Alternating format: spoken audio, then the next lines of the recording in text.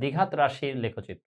আপনারা হয়তো অনেকেই জানেন যে দ্বিঘাত রাশির লেখচিত্রগুলো পরাবৃত্তের মতো হয়। তো এই বিষয়টা নিয়ে আমরা আসলে একটু ডিটেইলস আলোচনা করব। y equal to ax square plus bx plus c a is not equal to 0 এই শর্তে এটা একটা দ্বিঘাত রাশি। এবং এই দ্বিঘাত রাশির লেখচিত্রটা আমরা সাধারণত দেখি কখনো এরকম টাইপের হয়, আবার কখনো এরকম টাইপের হয়। তো আমাদের এখান থেকে আসলে অনেকগুলো বিষয় বোঝা দরকার যে এই দ্বিঘাত রাশির লেখচিত্রটা কখন দেখতে এইরকম হবে, আবার কখন দেখতে এরকম। এখানে একটা মজার বিষয় আছে যে এই ২ ধরনের লেখচিত্র যদি আমরা ফলো করি, তাহলে দেখতে পাচ্ছি যে এখানে তাদের একটা পিক ভ্যালু আছে। অর্থাৎ এই জায়গায় এই দ্বিঘাত রাশিটার মান সর্বোচ্চ। আবার এই যে এই জায়গায় এটার মান হচ্ছে সর্বনিম্ন। তারপরে বাকি প্রতিটা বিন্দুতে কিন্তু এই দ্বিঘাত রাশিটার মান এর থেকে বেশি। এবং এই পয়েন্ট দুটাকে আমরা আসলে শীর্ষবিন্দু বা ভার্টেক্স বলি। তাহলে আমাদের বারবার বুঝতে সুবিধা হবে।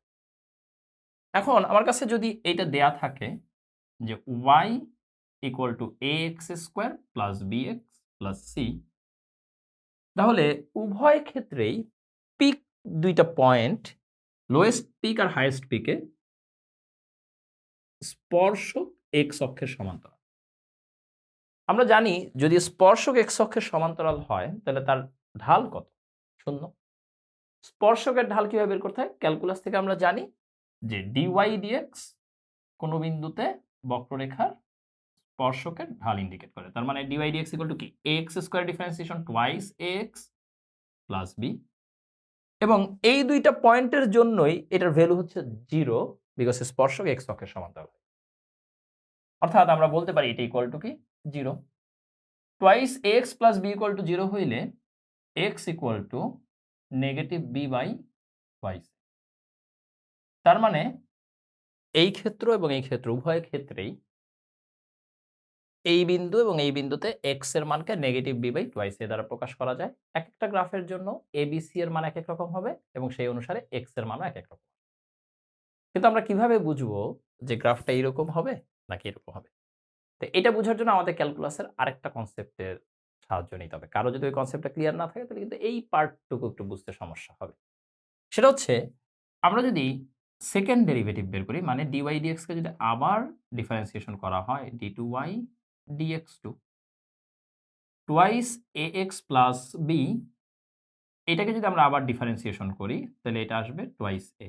এটা হচ্ছে আমাদের সেকেন্ড ডেরিভেটিভ। এখন আমরা সবাই জানি যে গুরু মানের জন্য সেকেন্ড ডেরিভেটিভ নেগেটিভ হয়, লঘু মানের জন্য সেকেন্ড ডেরিভেটিভ পজিটিভ হয়। দেখেন তো এই পয়েন্টটাতে কিন্তু আসলে গুরু মান, তাই না? কারণ এই স্থানে এটা সর্বোচ্চ মান। এবং এই পয়েন্টটার জন্য কিন্তু লঘু মান, কারণ এটা এই স্থানে সর্বনিম্ন। তাহলে আমরা এটা বলতে পারি যে টুয়াইস a গ্রেটার দেন 0 কোন ক্ষেত্রে? যখন আমরা এই লঘু মানের ক্ষেত্র চিন্তা করছি, অথবা অর a গ্রেটার দেন 0। তার মানে এই ধরনের গ্রাফগুলো, এই যে এই ধরনের গ্রাফগুলোকে আমরা বলি a গ্রেটার দেন 0। এটাকে অনেকটা কনকেভ আপও বলা হয়।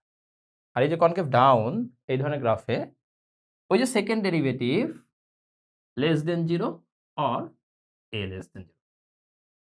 তার মানে এই ধরনের গ্রাফে a লেস দেন 0। আমরা অনেক সময় পুরো জিনিসটা আসলে পুরোপুরি ম্যাথমেটিক্যালি ফিল করতে পারি না, বাট ক্যালকুলাস থেকে কিন্তু পুরো জিনিসটা ম্যাথমেটিক্যালি ফিল করা যায়। তার মানে এখন আমাদের কাছে অনেকগুলো ইনফরমেশন আছে কখন a গ্রেটার দেন 0 হবে, কখন a লেস দেন 0 হবে। আবার এই বিন্দুগুলোতে x এর মান কি হবে সেগুলো আমরা জানতেছি। তো এইখান থেকে আমরা দ্বিঘাত রাশির সর্বোচ্চ অবলিক সর্বনিম্ন মান, এই দুইটা কনসেপ্ট পাইতে পারি। কিভাবে পেতে পারি? দেখেন এই দ্বিঘাত রাশির কিন্তু সর্বোচ্চ মান নাই, শুধু সর্বনিম্ন মান আছে এই মানটুকু। কারণ সেটা তো আস্তে আস্তে ইনফিনিটির দিকে যাচ্ছে। আবার এই দ্বিঘাত রাশির কিন্তু সর্বনিম্ন মান নাই, কারণ এই গ্রাফটা আস্তে আস্তে নামতে নামতে নিচের দিকে আসছে। এটার সর্বোচ্চ মান আছে। তাহলে দ্বিঘাত রাশিটার সর্বোচ্চ বা সর্বনিম্ন মানটা কি? সর্বোচ্চ মানের জন্য a লেস দেন 0 হয় এই কেসটায়, আর সর্বনিম্ন মান কখন থাকে? যখন a গ্রেটার দেন 0।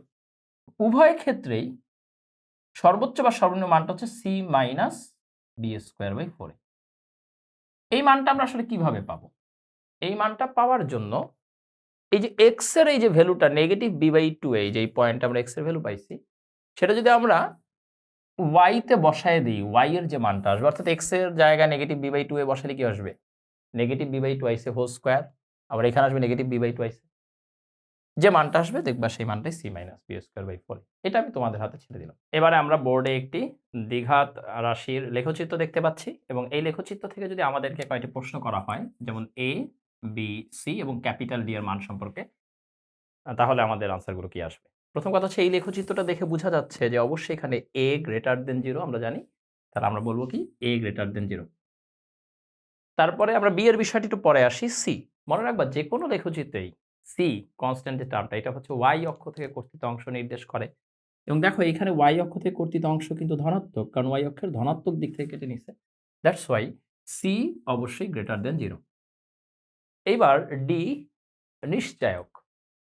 এই লেখচিত্রটা কিন্তু x অক্ষকে কোনো বিন্দুতে ছেদই করে না। তার ফলে y equal to ax square plus bx plus c equal to 0। এই দ্বিঘাত সমীকরণে কিন্তু কোনো বাস্তব সমাধান নাই। কারণ বাস্তব সমাধান থাকতে হইলে এইটা ইকুয়াল টু 0 হওয়ার জন্য y এর ভ্যালু 0 আসতে হবে। তার মানে লেখচিত্রটাকে y অক্ষকে ছেদ করতে হবে। এই যে এরকমভাবে ছেদ করলে এই বিন্দুগুলোতে y এর মান 0 হয়। এখানে তো কোথাও y এর মান 0 নাই। তাই তার কোনো বাস্তব সমাধান নেই। তাহলে যদি কোনো বাস্তব সমাধান না থাকে তাহলে d নিশ্চয়ক ডেফিনিটলি লেস দেন 0। এবার আমাদের কি থাকলো? আমাদের থাকলো হচ্ছে b এর মান। আমরা জানি শীর্ষবিন্দুর x স্থানাঙ্ক x equal to negative b/2 এই লেখচিত্রটা আমাদেরকে আসলে কি বলে? বলে হচ্ছে এই যে এই বিন্দুটায় শীর্ষবিন্দুর x স্থানাঙ্ক আমরা দেখতে পাচ্ছি। এইখান থেকে এই পর্যন্ত, তাই না? তাহলে x স্থানাঙ্ক তো ডেফিনিটলি পজিটিভ। যদি x স্থানাঙ্ক পজিটিভ হয় তার মানে কি? নেগেটিভ b/2 অবশ্যই গ্রেটার দেন 0। যদি নেগেটিভ b/2 গ্রেটার দেন 0 হয়, আমরা উভয় পক্ষকে নেগেটিভ দ্বারা গুণ করলে b/2 অবশ্যই লেস দেন 0, কারণ আমরা জানি নেগেটিভ দ্বারা মাল্টিপ্লাই করলে অসমতার দিক ঘুরে যায়।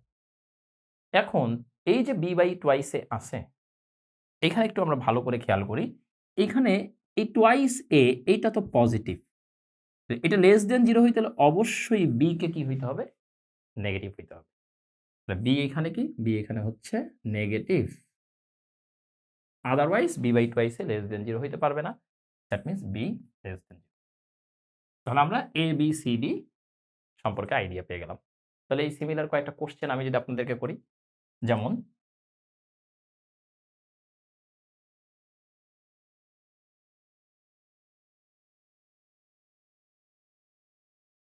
এই যে এইখানে যে লেখচিত্রটা দেখতে পাচ্ছেন, এই লেখচিত্রের জন্য a b c d এর মান কিরকম হবে?